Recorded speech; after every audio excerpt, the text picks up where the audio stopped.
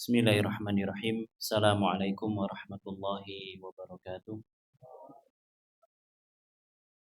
Alhamdulillahirabbil alamin wa bihi nasta'inu ala umurid dunya waddin. Asyhadu an la ilaha illallah wahdahu la syarika lah wa asyhadu anna Muhammadan abduhu wa rasuluh sallallahu alaihi wa ala alihi wa sahbihi wa man sara ala nahjihi wa tamassaka bi sunnatihi ila yaumiddin.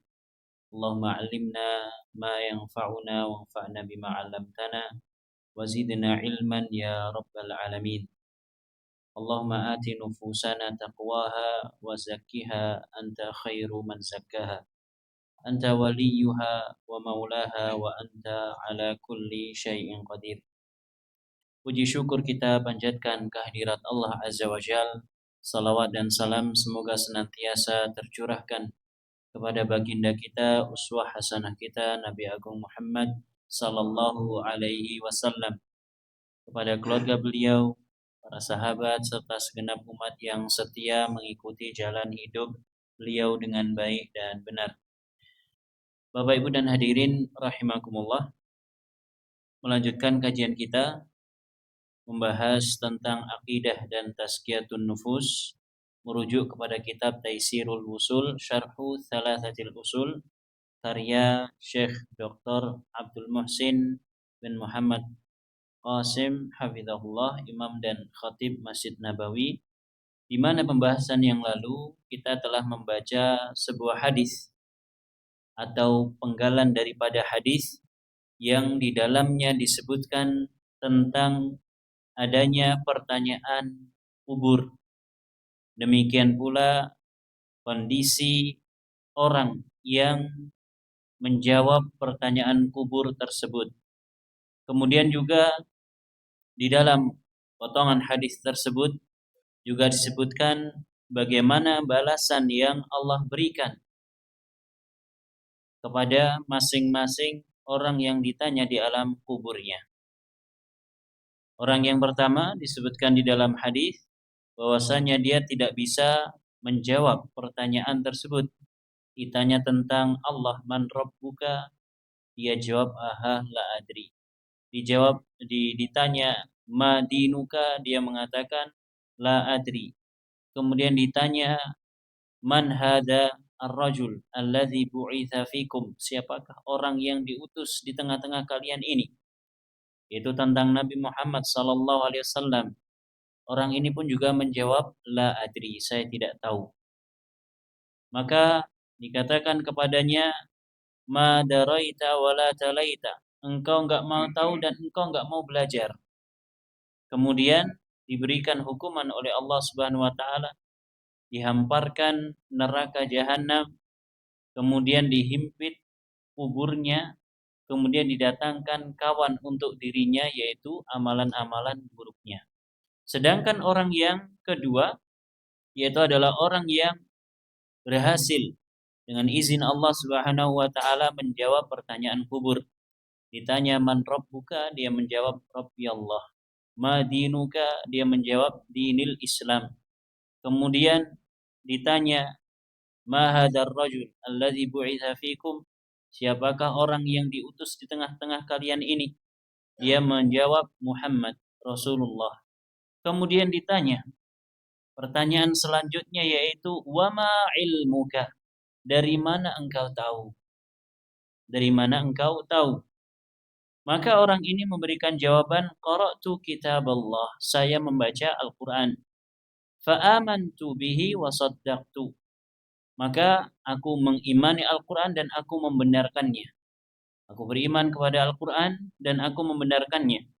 Bukan hanya sebatas membaca Al-Quran saja, namun juga dibarengi dengan keimanan dan pembenaran, di mana keimanan dan pembenaran ini akan membuahkan bukti nyata.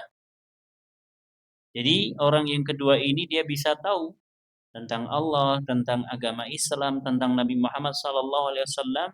Sebabnya adalah karena dia, kenapa Pak? Karena dia mau belajar. Karena dia mau belajar. Qara'tul Quran, qara'tu kitab Allah. Saya membaca Al-Quran, saya membaca kitabullah. Saya belajar. Dan yang disebut dengan membaca itu tidak hanya membaca sendiri, tilawah tidak, namun juga mempelajarinya. Karena yang namanya membaca yaitu tidak hanya sebatas kita membaca sendiri, namun ada diskusi, ada perenungan dan seterusnya.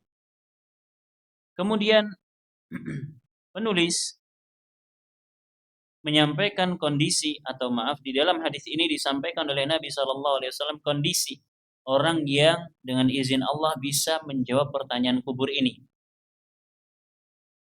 Dikatakan kepadanya an sadaqa abdi, hambaku ini telah jujur, dia menjawab dengan benar.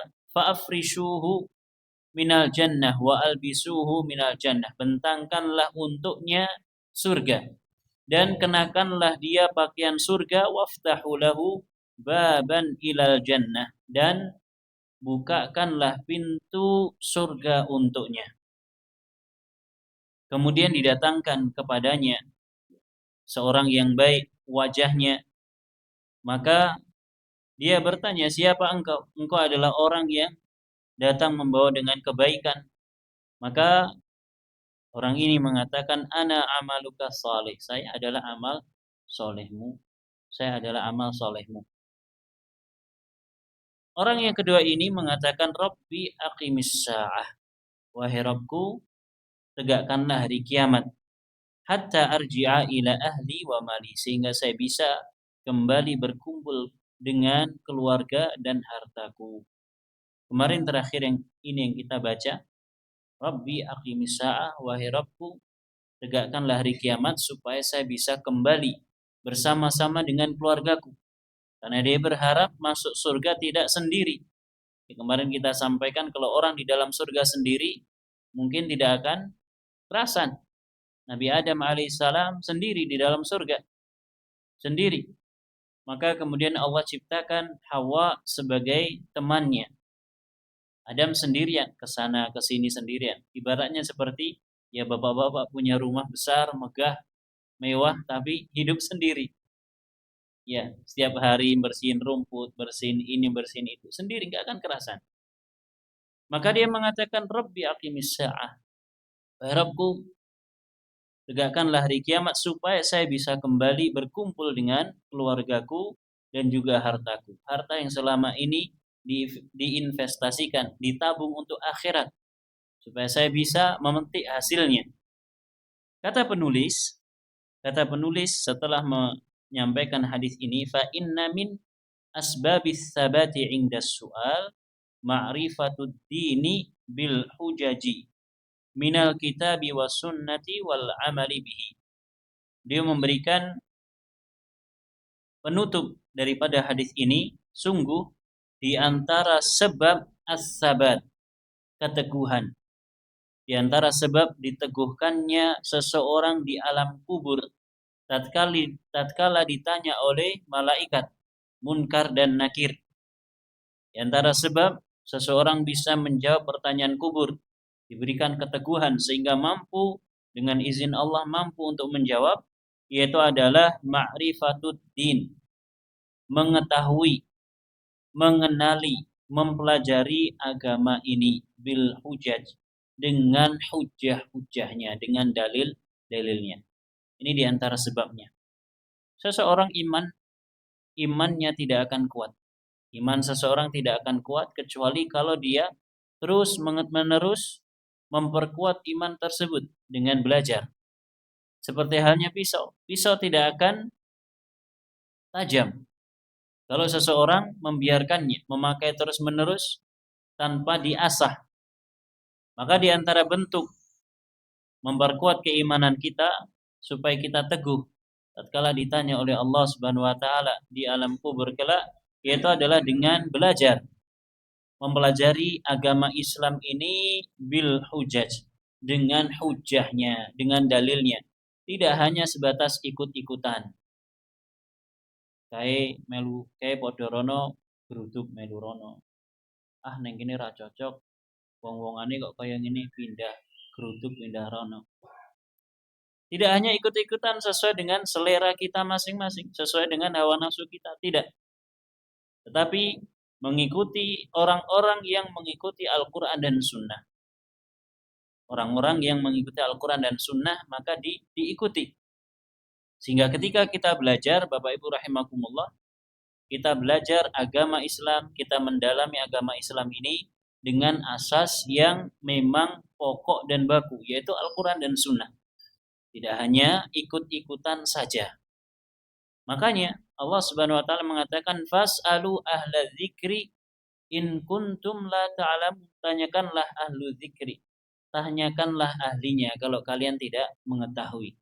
Sehingga tatkala ada permasalahan yang kita tidak tahu atau kita bingung hukumnya atau kita janggal, maka tanyakan. Tanyakan, Ustadz, ada permasalahan seperti ini, hukumnya bagaimana? Ustadz, kalau ada kasus yang terjadi seperti ini, kira-kira solusinya bagaimana? Tanyakan. Allah perintahkan untuk bertanya kalau kita tidak tahu. Ya, Allah perintahkan bertanya. Ini yang diajarkan di dalam Al-Quran. Bukan menutup pintu pertanyaan. Nggak boleh tanya. Ora ilok tekon neng Mbah Yai. Ora ilok tekon neng Ustad. Apa istilahnya? Melonjak atau apa istilahnya? Melunjak.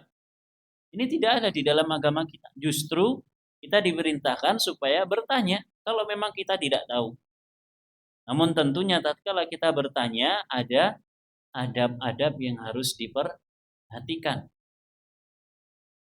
Tidak sedang kajian kemudian langsung angkat tangan atau bahkan langsung berdiri langsung ngomong seperti orang Badui. Ada adab-adab yang harus diperhatikan. Baik itu seorang kiai, seorang ustadz senior ataupun seorang ustadz yang masih muda. Ada adabnya, ada tata caranya. Dan ini diajarkan oleh Nabi Shallallahu Alaihi Wasallam. Tatkala seseorang bertanya tentang masalah agama, kok dia tanpa tata cara yang dibenarkan, maka Nabi pun akan memberikan tanggapan sesuai dengan kondisinya. Orang Badui masuk masjid, Nabi sedang mengajar para sahabat, langsung tanya. Maka Nabi pun memberikan tanggapan, jawaban sesuai dengan kondisi penanya tersebut. Lain halnya jika dia bertanya dengan adab, datang kepada Nabi, kemudian bertanya dengan mengemukakan beberapa alasan terlebih dahulu, maka Nabi pun akan memberikan arahan sesuai dengan kondisi penanya tersebut. Jadi Bapak Ibu, di antara sebab diteguhkannya di alam kubur adalah dengan mempelajari, mendalami agama Islam sesuai dengan asasnya yaitu Al-Quran dan Sunnah.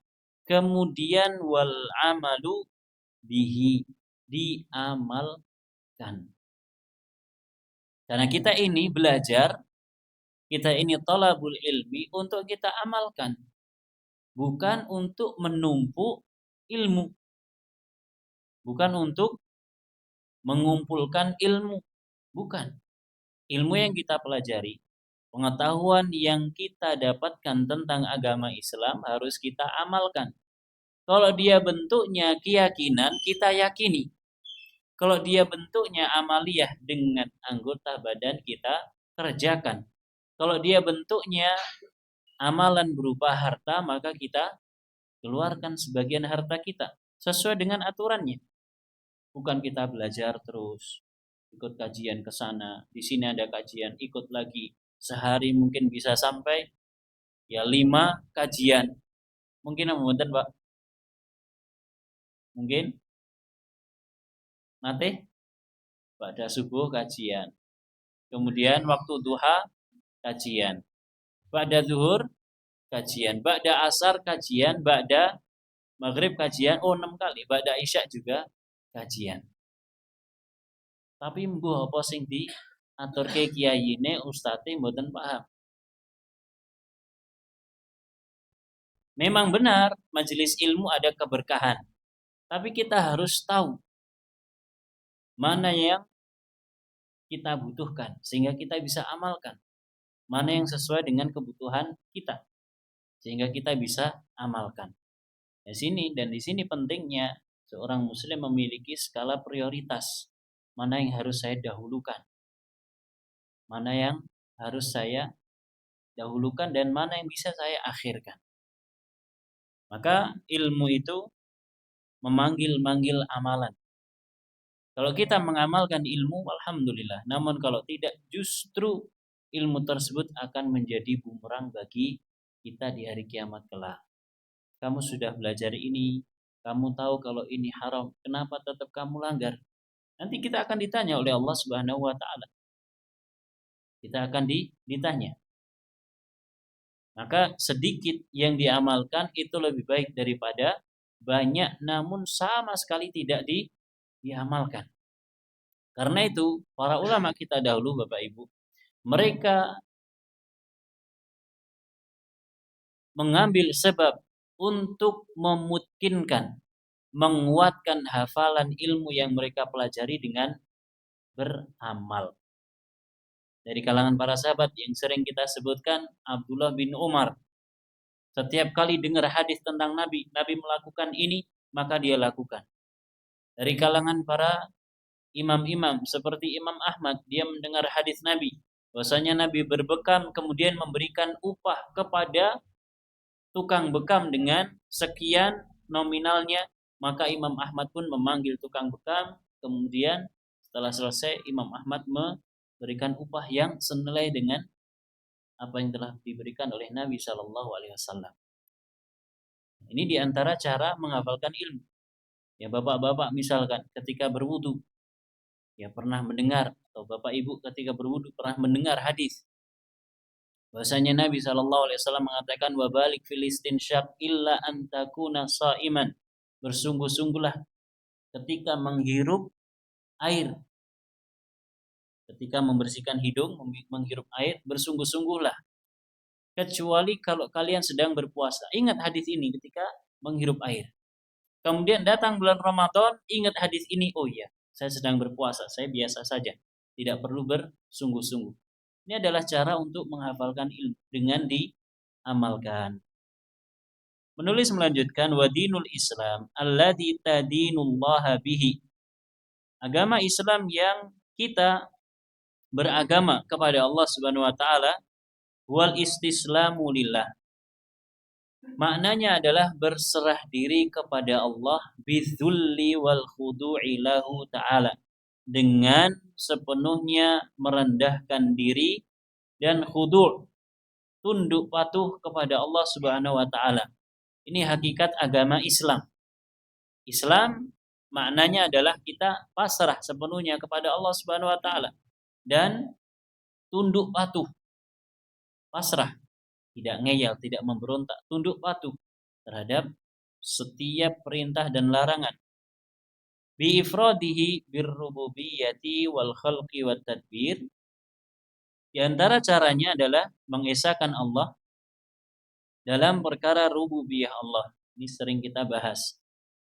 Kita mengesahkan Allah, meyakini sepenuhnya bahwasanya Allah adalah satu-satunya Tuhan yang menciptakan, memberikan rizki, mengatur.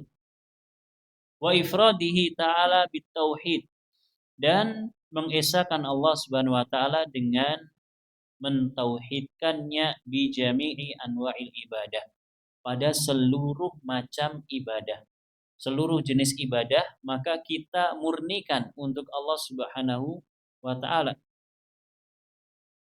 Ibadah apa saja yang kita lakukan harus lillahi ta'ala. Harus kita niatkan murni, tulus, ikhlas. Lillahi ta'ala. Kita sholat, maka kita cek niat kita. Apakah saya sholat ini lillahi ta'ala ataukah ada dorongan yang lain? Kita bersedekah, adakah dorongan yang lain atau lillahi ta'ala? Kita berangkat ke masjid untuk ikut pengajian, apakah lillahi ta'ala atau adakah niat yang lainnya? Ini harus senantiasa kita cek. Ini yang disebut dengan mentauhidkan Allah dalam seluruh bentuk ibadah. Kita belajar Bapak Ibu adalah di antara bentuk ibadah. Kita menuntut ilmu adalah di antara bentuk ibadah. Wa haqiqatu dinil Islam huwa an yuslimal abdu af'alahu lillahi la li ghairihi. Hakikat agama Islam yaitu adalah an yuslima, seorang hamba dia menyerahkan sepenuhnya af'alahu, perbuatan-perbuatan yang ada dari dirinya lillah, hanya untuk Allah, la li ghairihi, tidak kepada selain Allah. Hakikat agama Islam adalah tatkala kita berbuat, tatkala kita beramal, baik amalan tersebut berupa ucapan ataupun perbuatan, maka kita tulus ikhlaskan lillahi ta'ala. Ini hakikat Islam. Kalau ada orang Islam tapi sholat masih ria, sholat masih ingin dipuji, sholat karena dorongan selain Allah Subhanahu wa taala, maka Islamnya belum tepat. Karena Islam berserah diri, menyerahkan diri kepada Allah Subhanahu wa taala. Imam Ibnu Taimiyah mengatakan haqiqatul Islam an yastaslima lillahi la li ghairihi wa huwa ma'na la ilaha illallah. Hakikat Islam adalah berserah diri kepada Allah, bukan kepada selain Allah. Dan ini adalah hakikat la ilaha illallah. Tidak ada Tuhan yang berhak disembah kecuali hanya Allah Subhanahu wa taala.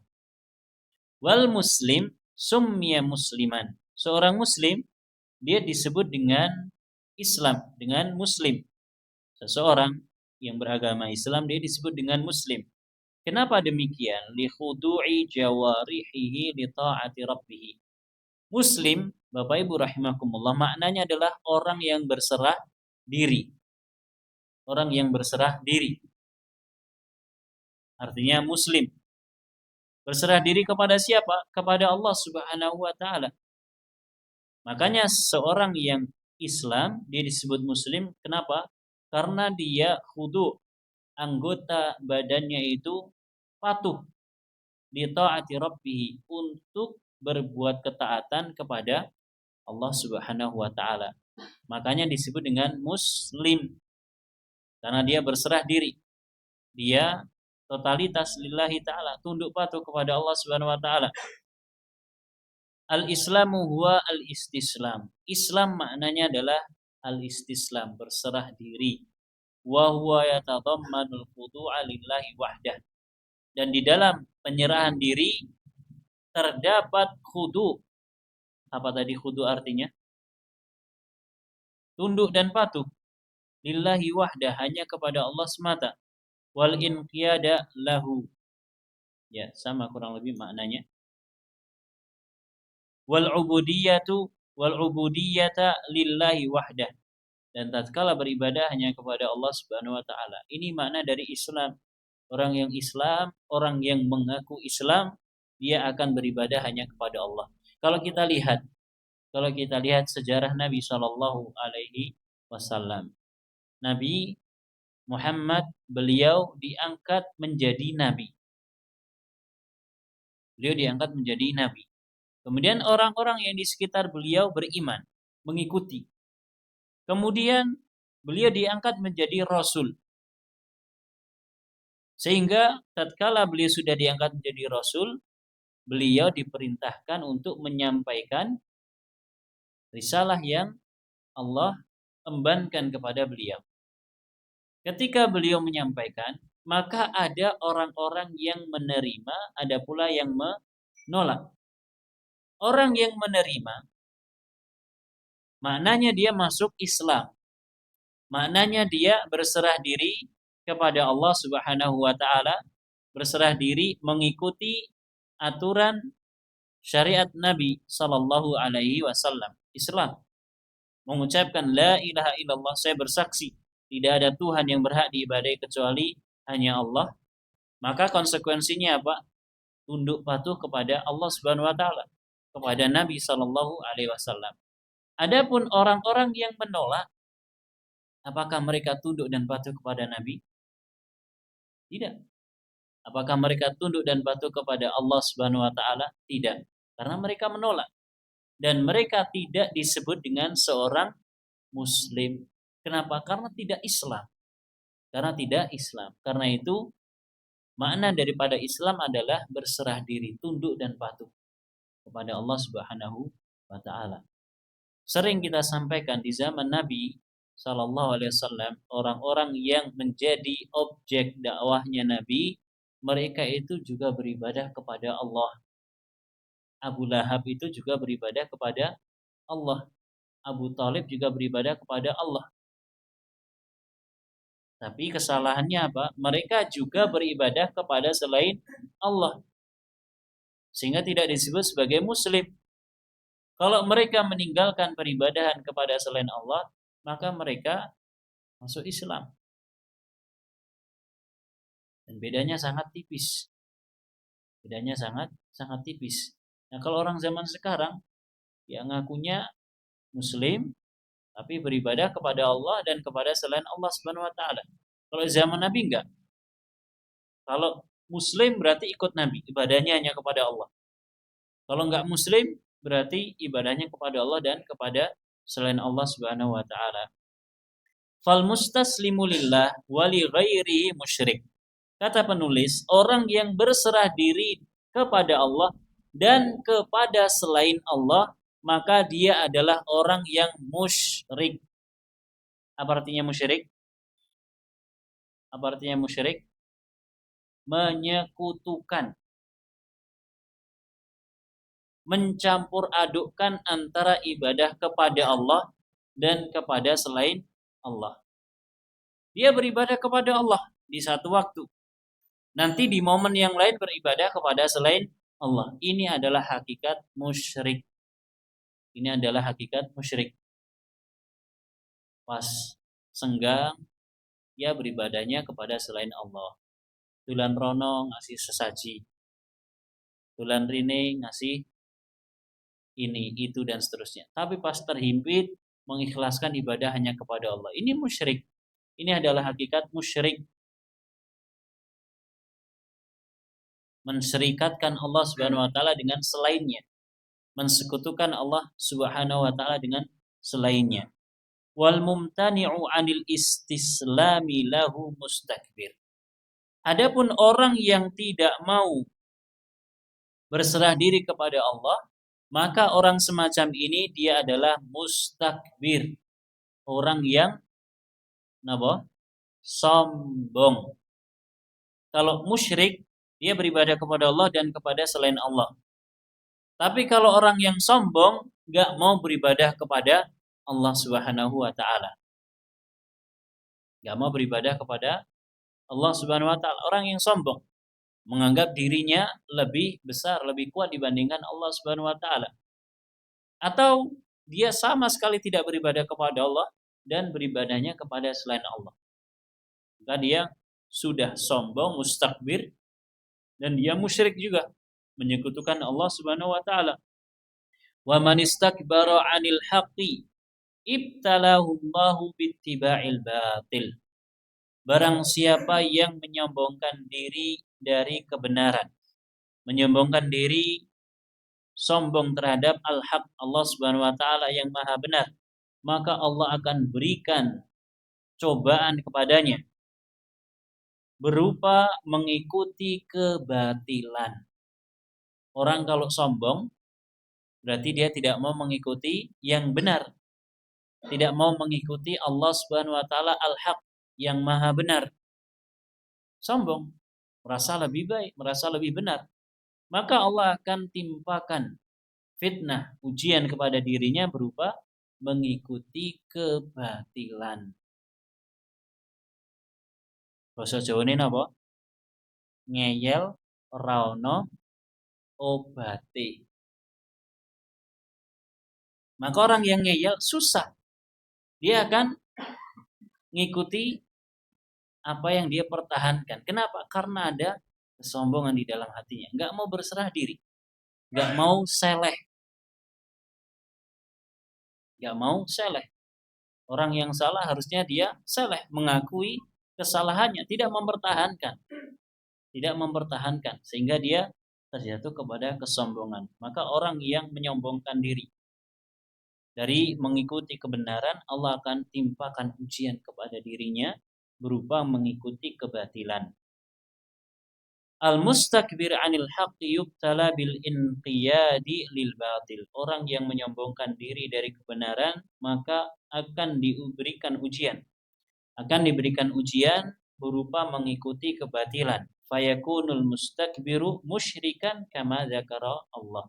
Sehingga orang yang sombong pun dia menjadi seorang musyrik sebagaimana yang Allah sebutkan.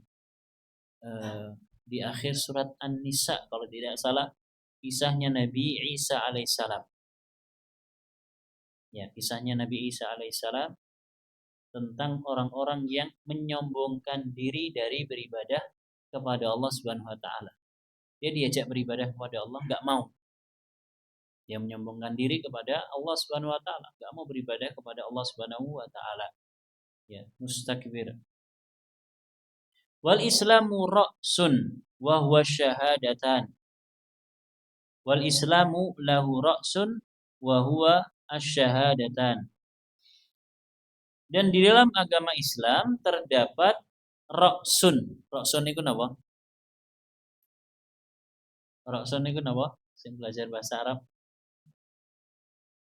Napa, Pak? Kepala. Kepala napa? Bahasa Jawa napa? Sirah. Islam itu ada poros yang paling utama. Ada pokok yang paling utama. Kepala kan letaknya di atas. Di mana dia adalah anggota badan yang mulia. Maka orang yang menyerahkan diri kepada Allah, seorang yang muslim, diperintahkan oleh Allah Subhanahu wa taala untuk menundukkan kepalanya kepada Allah Subhanahu wa taala dalam rukuk dan sujud. Coba Pak, kalau saya bilang sekarang, Pak sujud di sini, ada yang mau nggak? Ada yang mau? Nggak ada yang mau. Sujud di sini Pak ngadep tembok, nggak ada yang mau. Kenapa? Kenapa saya harus sujud menghadap ke tembok? Apa gunanya? Apa manfaatnya saya menghormati tembok dengan bersujud, dengan meletakkan kepala saya di bawah, sejajar dengan kaki. Tetapi seorang muslim diperintahkan untuk bersujud, dia bersujud. Meskipun anggota badan yang paling mulia. Meskipun anggota badan yang paling mulia. Kita rendahkan kepala kita lillahi ta'ala kepada Allah Subhanahu wa ta'ala. Coba Pak, sekarang karpet yang kita duduki. Ya kan? Boleh jadi yang sedang kita duduki nanti ketika sujud posisinya kita gunakan untuk meletakkan muka kita. Kepala ini adalah bagian tubuh yang paling mulia dan lebih spesifik lagi yang lebih mulia lagi dari bagian kepala ini apa? Muka kita. Tapi kok kita mau meletakkan muka kita ke bekas, mohon maaf, pantat kita. Semua itu kita lakukan karena mengagungkan Allah Subhanahu wa taala. Nah, di dalam agama Islam ada pokok, ada poros wa huwa syahadatan, yaitu adalah dua kalimat syahadat. Maknanya dua kalimat syahadat ini tidak bisa ditawar lagi. Kalau kita punya roksun, punya kepala, punya poros kita, bisa nggak kepala kita ditawar? Saged apa mboten ditawar? Bukan untuk dijual. Ya, jangankan untuk dijual. Dilus. Asal mboten Pak dilus. Kita sebagai orang Jawa, pripun Pak? Kepala ini dilus-lus orang lain. Rela apa mboten? Mboten lilo. Mboten lilo. Kecuali saya, kalau saya biasa. Kalau saya biasa dipegang kepalanya. Nggak akan rela. Kenapa? Karena dia adalah bagian yang paling utama. Yang tidak bisa ditawar meskipun hanya disentuh dengan tangan orang lain. Kecuali kalau izin. Coba kalau kita ke rumah sakit misalkan. Dokter akan minta izin. Mohon maaf ya, saya izin megang kepalanya. Kenapa nggak bisa ditawar? Di dalam agama Islam ada pokok yang tidak bisa ditawar. Apa itu? Dua kalimat syahadat. Walahu diddani. Dan dua kalimat syahadat ini memiliki lawan. Dan lawannya ada dua. Dan kita bacakan setelah adzan insyaallah ta'ala.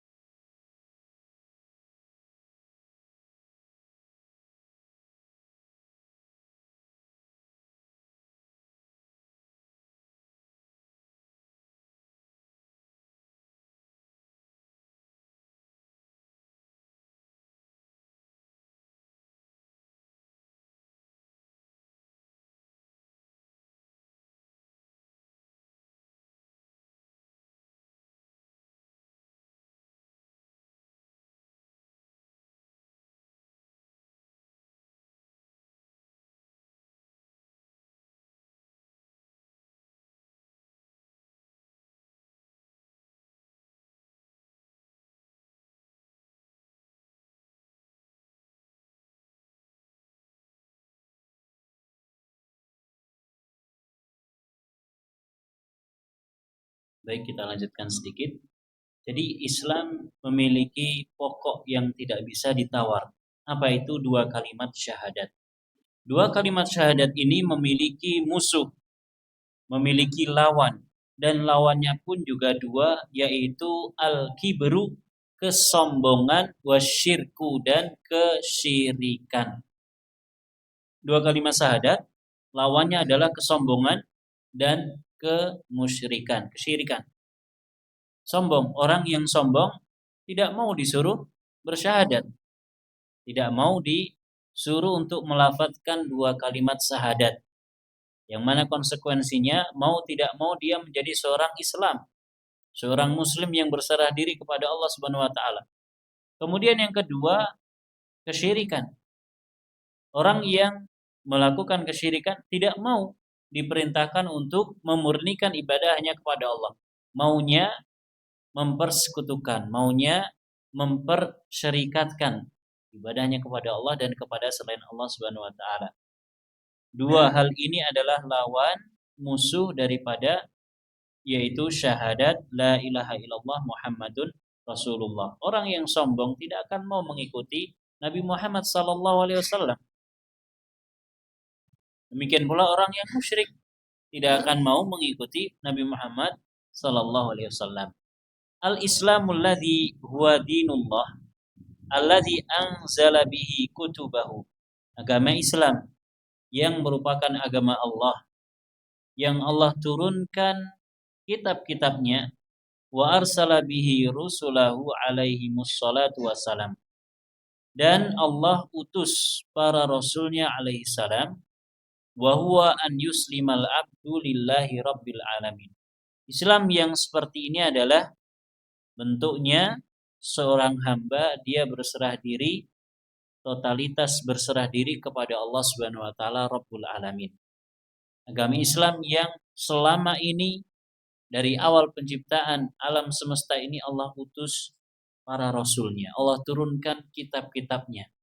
Maknanya adalah supaya seorang hamba dia berserah diri kepada Allah. Dari sejak kapan? Dari sejak Nabi Adam alaihissalam. Ini yang diperintahkan oleh Allah Subhanahu wa taala. Fa yastaslimu lillahi wahdahu la syarikalah. Sehingga seorang hamba dia berserah diri sepenuhnya kepada Allah, tidak ada sekutu baginya. Wa yakunu saliman lahu bihaitsu yakunu muta'allihan lahu ghaira muta'allihin lima siwahu. Sehingga dia menjadi seorang yang salim, selamat.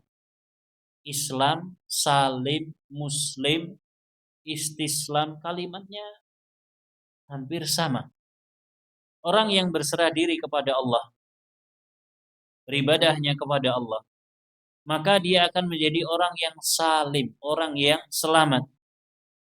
Sehingga dia selamat dari peribadahan, penuhanan selain Allah Subhanahu wa taala. Ini orang muslim. Muslim salim. Seorang muslim adalah orang yang selamat. Selamat dari apa? Peribadahan, pengagungan selain Allah Subhanahu wa taala. Ini seorang muslim. Kama bayyanathu afdalul kalami wa ra'sul Islam, sebagaimana yang telah dijelaskan di dalam kalimat yang paling afdal dan merupakan ra'sul Islam, merupakan pokoknya, porosnya agama Islam, yaitu syahadat la ilaha illallah Muhammadun Rasulullah. Orang yang bersyahadat maknanya dia mengikrarkan, dia berikrar bahwa dia akan beribadah hanya kepada Allah dan mengikuti Rasulullah sallallahu alaihi wasallam. Maka coba cek Bapak Ibu rahimakumullah, coba cek syahadat yang selama ini kita ikrarkan. Apakah dengan mengikrarkan syahadat ini kita benar-benar merealisasikan syahadat yang kita ikrarkan dengan hanya beribadah kepada Allah dan mengikuti Rasulullah, ataukah kita masih bohong-bohongan? Beribadah ya kadang kepada Allah, kadang nyimpen jimat. Apa jimat? Barang siji sing di rumah tapi kok akeh. Neng sak tengen enek, neng sak mburi enek. Ora jimat malih. namanya jadi lain. Ini syahadatnya dipertanyakan. Demikian pula tatkala kita beribadah, apakah ibadah yang kita tunaikan sesuai dengan tuntunan Nabi sallallahu alaihi wasallam atau tidak. Tatkala kita mengikrarkan wa asyhadu anna Muhammadan Rasulullah, saya bersaksi bahwa Nabi Muhammad adalah utusan Allah, orang yang membawa risalah Allah. Risalah apa? Risalah Islam yang kita ikuti dalam kehidupan kita. Ketika kita masuk rumah, ketika kita berwudu, ketika kita hendak tidur, apakah sesuai dengan petunjuk Nabi Shallallahu Alaihi Wasallam ataukah tidak? Maka kita harus cek. Ini menjadi pembenaran syahadat kita. Walahu diddan, syahadat memiliki dua lawan, yaitu al-kibru wasyirku, kesombongan dan kesyirikan. Walihada ruwiya anna Nuhan alaihissalam amara banihi bila ilaha illallah. Oleh karena itu diriwayatkan bahwa Nabi Nuh alaihissalam telah memerintahkan anaknya supaya mengikrarkan la ilaha illallah. Subhanallah, supaya mengikrarkan subhanallah. Apa artinya subhanallah?